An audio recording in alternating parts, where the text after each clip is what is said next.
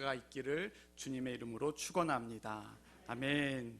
제가 설교를 하면서 제 스스로 이거는 참 잘 못한다라고 생각하는 게 하나 있습니다. 이것만 하면 설교 가운데 늘 자신이 없는 부분이 하나 있습니다. 제가 설교를 길게를 잘 못합니다. 그러니 안심하십시오. 여러분, 잠깐 딴 생각하면 끝날 수도 있습니다. 그런데 길고 짧고의 문제가 아니라 정말로 주님이 나를 찾아오셔서 안심하라, 내 아들아 내 딸아 두려워하지 말라, 내가 여기 있지 않느냐라고 말씀하실 줄 믿느냐 믿지 않느냐가 중요한 것 아니겠습니까? 오늘 본문 48절에 보니까 이렇게 말씀합니다. 바람이 거스름으로 제자들이 힘겹게 노를 저었다. 왜 예수님의 제자들이 힘겹게 노를 저었습니까? 그들이 자신들을 향해서 거슬러 오는 바람 때문에 그 가운데 살기 위해 필사적으로 노를 저었다는 것입니다. 왜 그들이 그렇게 노를 필사적으로 저었습니까? 이유는 간단합니다. 예수님은 너무 멀리 계셔서 우리가 당하고 있는 이 고통과 고난을 알 수 없다고 생각했기 때문에 그랬던 것입니다. 예수님은 너무 멀리 계시고 우리의 고난을 알지 못하시기에 우리를 도울 수 없다고 생각했기 때문에 그렇습니다. 그랬기에 배의 노를 더 꽉 지을 수밖에 없는 것이고, 그리고 죽기 살기로 필사적으로 노를 저을 수밖에 없는 겁니다. 우리의 인생도 마찬가지입니다. 주님이 멀리 계신 것 같고, 내가 기도해도 하나님께서 듣지 않는 것 같고, 하나님은 나의 이 어려움을 모르시는 것 같고, 나를 도울 수 없다고 생각하면 우리도 우리 인생의 배의 노를 꽉 잡을 수밖에 없는 것입니다. 그리고 죽기 살기로 그 노를 젓기 시작하는 겁니다. 그러나 우리가 안심하라, 내니 두려워하지 말라고 말씀하시는 그 주님을 믿는다면, 제자들을 찾아가셔서 그렇게 말씀하셨을 뿐만 아니라 오늘날 우리도 주님이 찾아오셔서 그렇게 말씀하실 분임을 믿는다면, 그렇다면 인생의 배의 노를 꽉 잡고 죽기 살기로 노를 젓는 것이 아니라 그 주님을 바라볼 수 있게 되는 겁니다. 안심할 수 있게 되는 겁니다.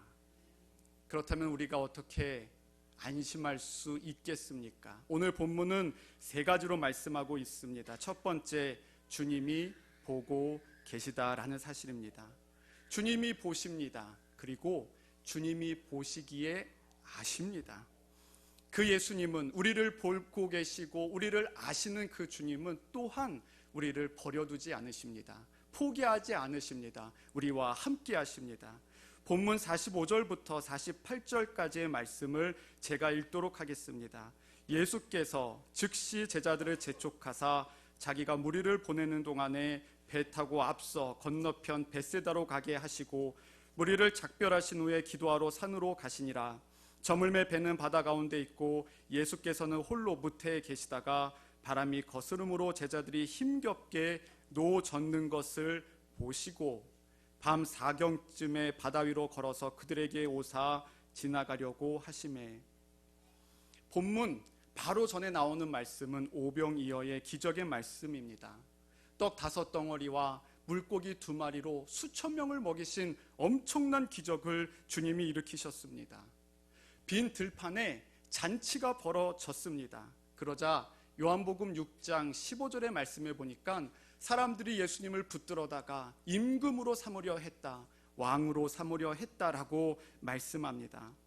그때 예수님은 서둘러 제자들을 건너편으로 배 태워 보내시고 예수님 자신은 기도하러 산에 올라가십니다.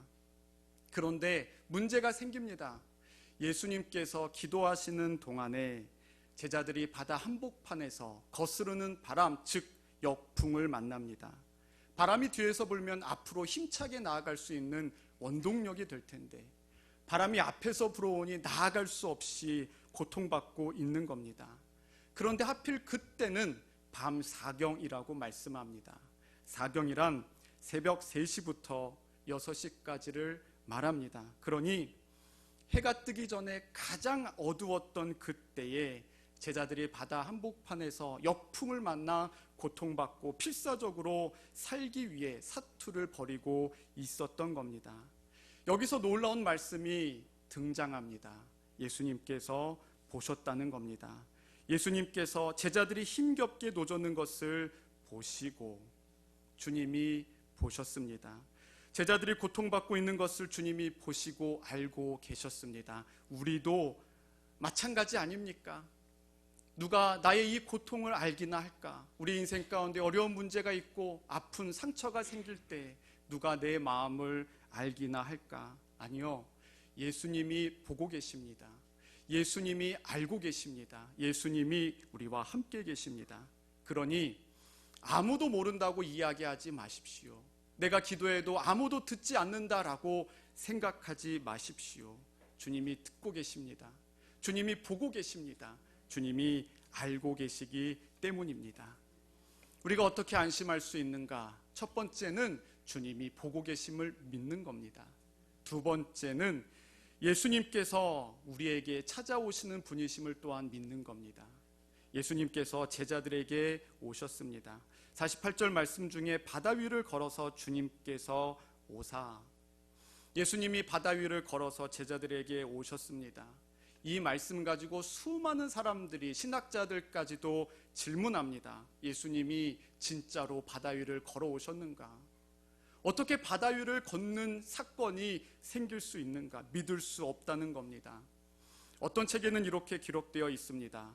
예수님께서 바다 위를 걸어오셨다는 이 말씀이 사실은 바다 위를 걸어오신 것이 아니라 예수님께서는 그저 해변가를 걸으셨던 것뿐인데 바다 한복판에서 고통받고 사투를 벌이고 있는 제자들이 보기에는 수평선과 이 해변가가 일치되어서 마치 해변가를 걷는 예수님께서 바다 위를 걷는 것처럼 보였다는 겁니다.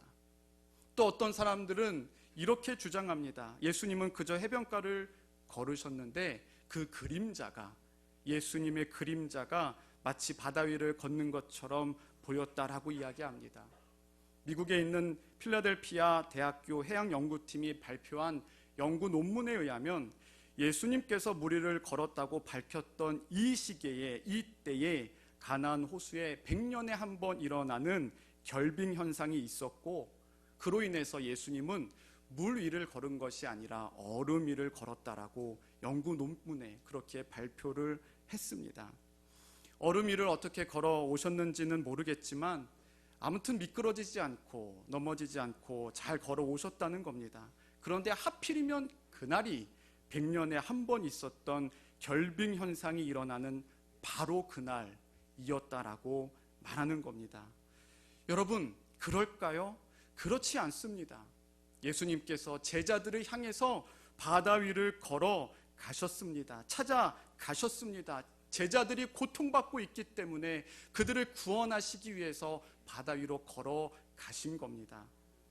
인터넷에서 바다 위를 걸을 수 있는 방법이라고 검색해 보면 이런 방법이 나옵니다. 아주 간단하더라고요. 여러분이 생각하는 바로 그 방법. 오른발을 내딛었는데 오른발이 빠지기 전에 왼발을 내딛고 왼발이 빠지기 전에 오른발을 내딛고 그러면 물 위를 걸을 수 있다는 겁니다. 만약 예수님께서 그렇게 오셨다면 문제가 있습니다. 빛의 속도로 오셔야 되는 겁니다. 볼 수가 없는 겁니다. 아니요. 본문 48절과 49절에 보니까 예수님은 제자들을 구원하시기 위해 물 위를 걸어오셨다라고 분명히 말씀하고 있습니다. 여기서 정말로 중요한 질문이 있습니다. 우리가 반드시 던져야 되는 질문, 도대체 왜 예수님께서는 물 위를 걸으셔서 이 바닷가를 걸으셔서 주님께서 오셨는가? 이유는 간단합니다. 배가 없으니까 물 위를 걸어오셨습니다. 배가 있었으면 배를 타고 오셨을지 모르겠습니다. 그런데 중요한 사실은 예수님은 배가 없어도 물 위를 걸어서라도 고통받고 있는 주님의 제자들, 자녀들을 향해 찾아가신다는 겁니다. 세상은 어떤가요? 사람들은 어떻습니까? 세상은요, 사람들은요, 길이 막히면 오지 않습니다. 사람들은 우리가 더러워지고 냄새나기 시작하면 오지 않습니다. 우리가 실패하고 좌절하고 무너지면 우리를 찾아오는 발길이 끊어지기 시작합니다. 내가 조금 실수하고 내가 조금 화내면 그 길이 차단되기 시작합니다. 그런데 오늘 말씀해 보니까 예수님은 우리가 부족해도 찾아오십니다. 우리가 더럽고 냄새나도, 심지어는 우리가 오지 말라고 이야기해도 고통받고 있는 주님의 자녀들을 향해 주님은 찾아오십니다. 그 예수님께서 우리를 보고 계시고 알고 계시고 우리의 고통 가운데 아파하는 마음을 아시기에 바다 위를 건너서라도 주님께서 찾아오시는 겁니다. 그러니 안심하십시오. 그러니 주님의 말씀을 들으십시오. 안심하라, 내니 두려워하지 말라. 그런데 48절의 말씀 가운데 아주 특별한 표현이 있습니다. 예수님께서 바다 위로 걸어서 그들에게 오사 지나가려고 하시매, 지나가려고 했다. 예수님께서 제자들을 향해 오셨는데, 물 위를 걸어서 오셨는데 멈추지 않고 지나가려고 하셨다라는 겁니다. 왜 예수님이 그냥 지나가려고 하셨습니까? 제자들을 향해서 나를 알아보나 못 알아보나 시험하려고 지나가려고 하셨습니까? 아니요. 예수님은 그들을 구원하시기 위해서 바다 위를 걸어가셨습니다. 왜 그냥 지나가려고 하신 겁니까? 제자들 앞에 왔는데 그냥 제자들을 못 본 채 하고 그냥 지나가려고 하신 겁니까? 아니요, 그렇지 않습니다. 예수님은 제자들이 주님을 보기를 원하셨습니다.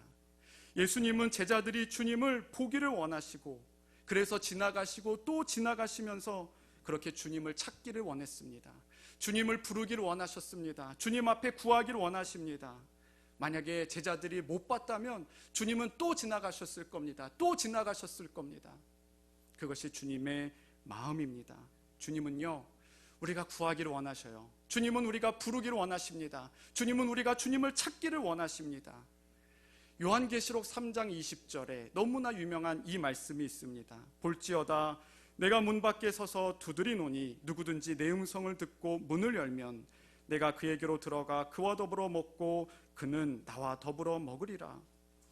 예수님께서 그 마음 문을 두드리고 계시는 겁니다. 예수님이 능력이 있으신데 왜 그 마음 문을 부수고 들어가지 못하시겠습니까? 그러나 사랑하기에 그 자녀를 위해 마음 문을 두드리며 그 문을 열어주기를 위해 기다리고 계시는 겁니다. 그러나 그 마음 문이 열리기만 하면 예수님은 그 마음 가운데 들어가셔서 그 마음 가운데 있는 놀라운 구원을 이루어 주시는 겁니다. 그는 나와 더불어 먹으리라. 주님이 우리와 함께 먹고 마시고 동행하시며 우리로 하여금 승리케 하시는 주님이십니다. 주님은 우리가 주님 앞에 나아가서 주님을 부를 때, 주님을 찾을 때, 주님을 구할 때에 절대로 우리를 그냥 지나치시지 않는 분이십니다. 셋째로 우리가 어떻게 안심할 수 있습니까? 주님의 말씀을 들으십시오. 안심하라, 내니 두려워하지 말라라고 말씀하셨습니다. 49절과 50절의 말씀입니다. 제자들이 그가 바다 위로 걸어오심을 보고 유령인가 하여 소리 지르니 그들이 다 예수를 보고 놀람이라. 이에 예수께서 곧 그들에게 말씀하여 이르시되 안심하라, 내니 두려워하지 말라 하시고, 마태복음에 보면 예수님께서 두려워하는 자들, 염려하는 자들을 향해서 믿음이 작은 자라는 표현을 사용하십니다. 왜 그들이 믿음이 작은 자입니까? 두려워하는 것, 염려하는 것과 믿음이 무슨 상관이 있습니까? 간단합니다. 두려워한다는 것은, 염려한다는 것은 하나님보다 인생의 문제를 더 크게 본다는 것을 의미하기 때문입니다. 그래서 믿음이 작은 것입니다. 그렇다면 믿음이 큰 것은 무엇입니까?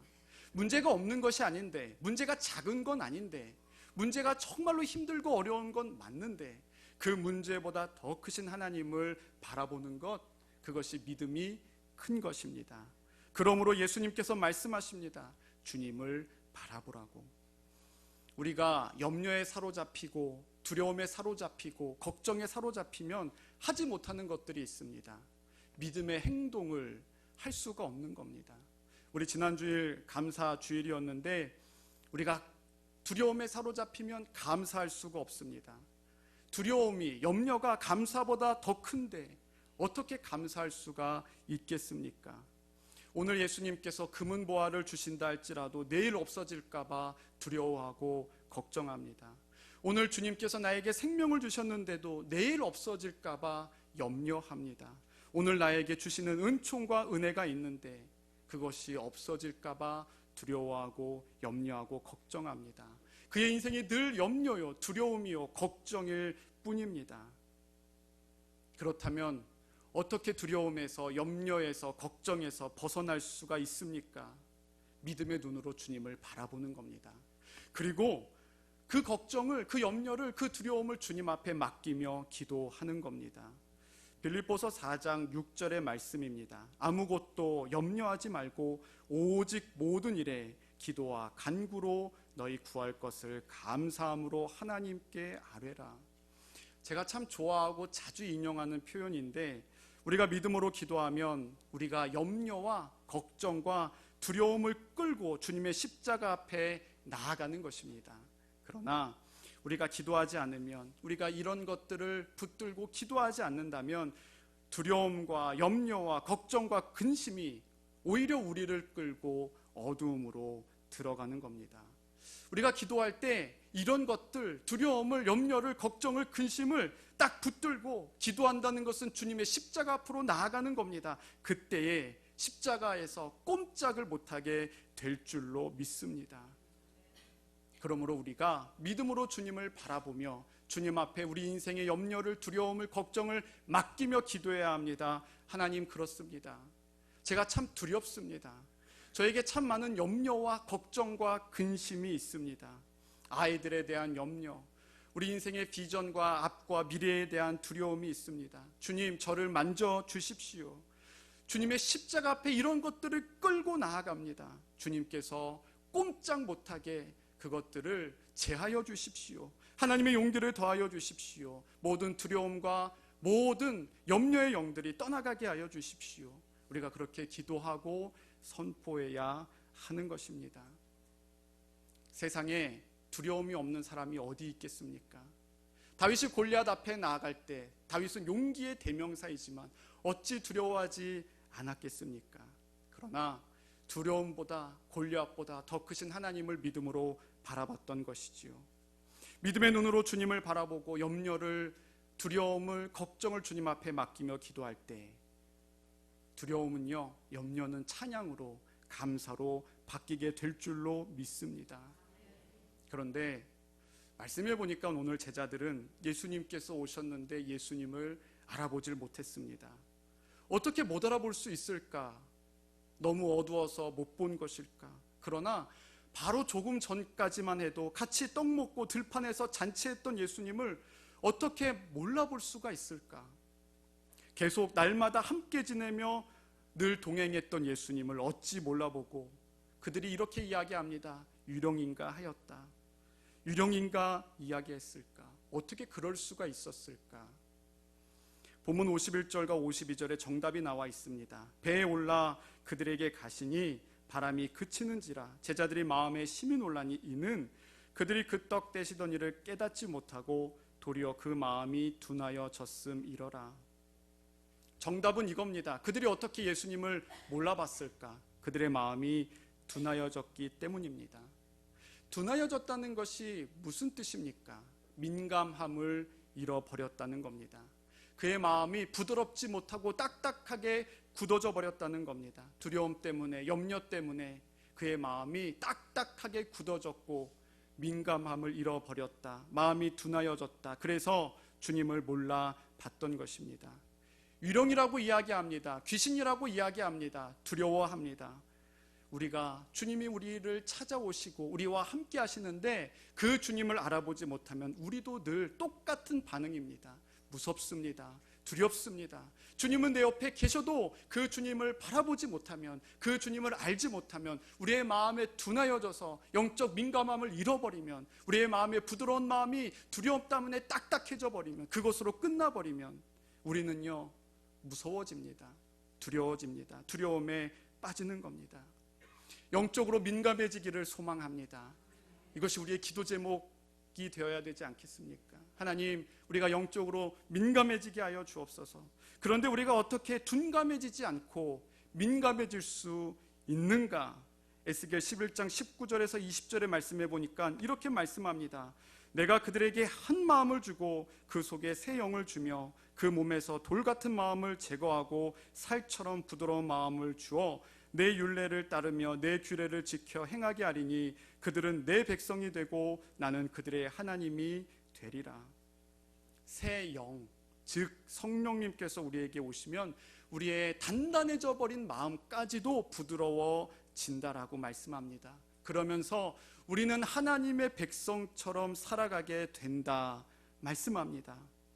성령님께서 우리에게 임하실 때 우리가 주님을 바라볼 수 있는 눈이 열리고 주님의 음성을 들을 수 있는 귀가 열리게 되는 것입니다.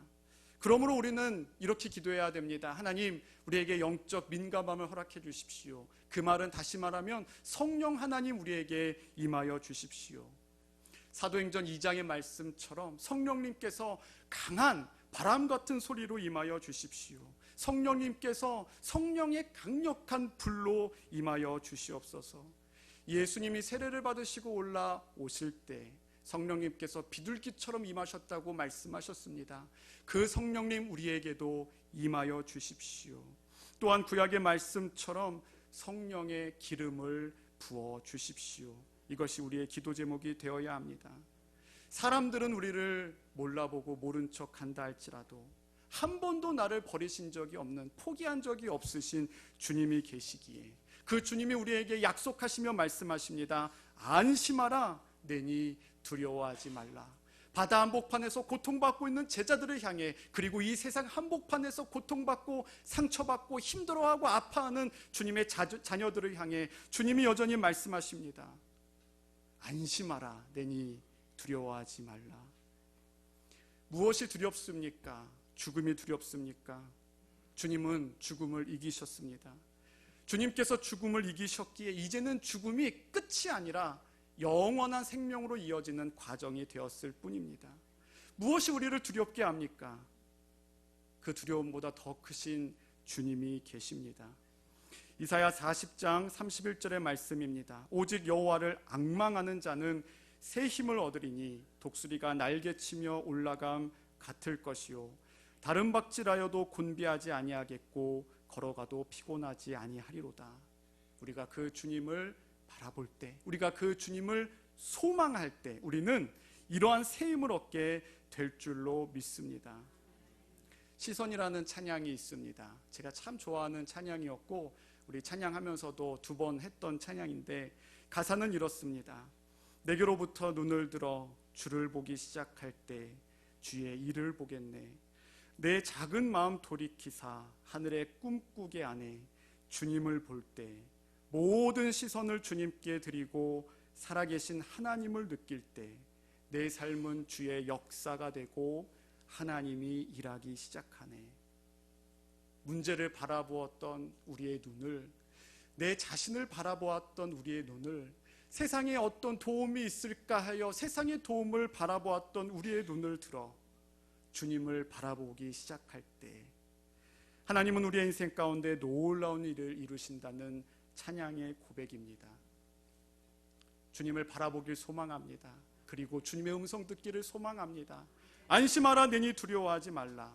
어떻게 안심합니까? 3가지 말씀드렸습니다. 첫 번째는 주님이 보고 계십니다. 2번째는 물 위를 걸어서라도 우리를 찾아오십니다. 우리가 냄새나고 더러워도, 부족하고 실패하고 무너져도, 길이 막혔다 할지라도 주님은 찾아오십니다. 마지막으로 주님의 말씀을 들으십시오. 두려워하지 말라 말씀하시는 주님의 음성을 들으십시오. 그 주님으로 말미암아 승리하는 여러분 되시길 주님의 이름으로 축복합니다. 아멘. 이 시간 우리가 찬양 한 곡 같이 불렀으면 좋겠는데요. 제가 방금 여러분에게 가사를 읽어드린 시선이라는 찬양입니다. 우리 찬양 부르실 때에 하나님 주님을 바라보겠습니다. 세상을 바라봤던 나의 눈이 있다면, 내 자신을 바라봤던 나의 눈이 있다면 하나님 이제는 문제를 바라보는 것이 아니라 주님을 바라보길 원합니다. 이 믿음의 고백으로 주님 앞에 찬양하며 나아가시겠습니다.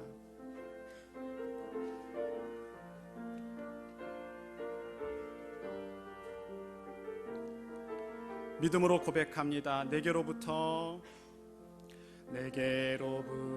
눈을 들어 주를 보기 시작할 때 주의 일을 보겠네. 내 작은 마음 돌이키사 하늘에 꿈꾸게 하네. 주님을 볼 때 모든 시선을